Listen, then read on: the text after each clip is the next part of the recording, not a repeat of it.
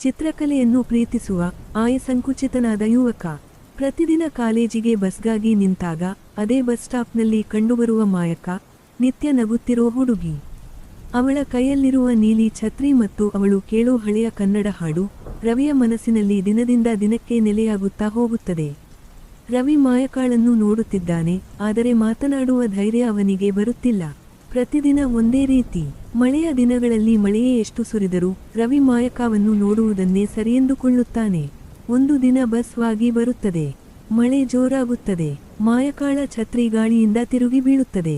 ರವಿ ಮೊದಲ ಬಾರಿಗೆ ಧೈರ್ಯವನ್ನು ಸಂಗ್ರಹಿಸಿ ತನ್ನ ಛತ್ರಿಯೊಂದಿಗೆ ಓಡಿ ಹೋಗಿ ಅವಳಿಗೆ ಆಶ್ರಯ ಕೊಡುತ್ತಾನೆ. ಅವಳು ನಗುತ್ತಳೆದು, ಧನ್ಯವಾದ ರವಿ, ನಿನ್ನನ್ನು ನಾನು ಪ್ರತಿದಿನ ನೋಡ್ತೀನಲ್ಲ. ರವಿ ಆಶ್ಚರ್ಯದಿಂದ ಕೇಳುತ್ತಾನೆ, ನನ್ನನ್ನ? ಮಾಯಕ ತಲೆ ಆಡಿಸಿ ನಗುತ್ತಾಳೆ. ನಿನ್ನ ಕೈಯಲ್ಲಿ ಯಾವಾಗಲೂ ಸ್ಕೆಚ್ ಬುಕ್ ಇರುತ್ತೆ. ಮಳೆ ಬಂದರೂ ಬಿಡೋದಿಲ್ಲ. ನಿನಗೆ ಬಣ್ಣಗಳು ತುಂಬಾ ಇಷ್ಟ ಅನ್ನೋದು ನನಗೆ ಸ್ಪಷ್ಟ. ಬಸ್ ಬರುತ್ತದೆ. ಇಬ್ಬರೂ ಒಂದೇ ಸೀಟಿನಲ್ಲಿ ಕೂತು ಮಾತನಾಡುತ್ತಾ ಹೋಗುತ್ತಾರೆ. ರವಿಯ ನಡುಕ ನಿಧಾನವಾಗಿ ಕರಗುತ್ತದೆ. ಕಾಲ ಕಳೆಯುತ್ತಾ ಮಳೆ ಕಡಿಮೆಯಾಗುತ್ತದೆ. ಬಸ್ ಕಿಟಕಿಯಿಂದ ಹೊರಗೆ ಮಳೆ ಹನಿಗಳು ಜಾರಿ ಬೀಳುವಾಗ ಮಾಯಕ ಕುಸುಮಿಸುತ್ತಾಳೆ, ನನ್ನನ್ನು ಒಂದು ದಿನ ಚಿತ್ರ ಬಿಡಿಸೋಣವ?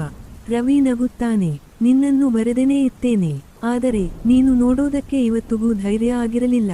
ಅವನು ತನ್ನ ಸ್ಕೆಚ್ ಬುಕ್ ತೆರೆದು ಮಾಯಕಾದ ಕೆಲವು ದಿನಗಳಿಂದ ಗಮನಿಸಿದ ಮುದ್ದಾದ ಚಿತ್ರಗಳನ್ನು ತೋರಿಸುತ್ತಾನೆ. ಮಾಯಕ ಮೌನವಾಗಿ ನೋಡುತ್ತಾಳೆ, ಕಣ್ಣಲ್ಲಿ ಸ್ವಲ್ಪ ಹೊಳಪು. ಬಸ್ ಸ್ಟಾಪ್ಗೆ ತಲುಪುವ ಹೊತ್ತಿಗೆ ಮಳೆ ನಿಂತಿರುತ್ತದೆ.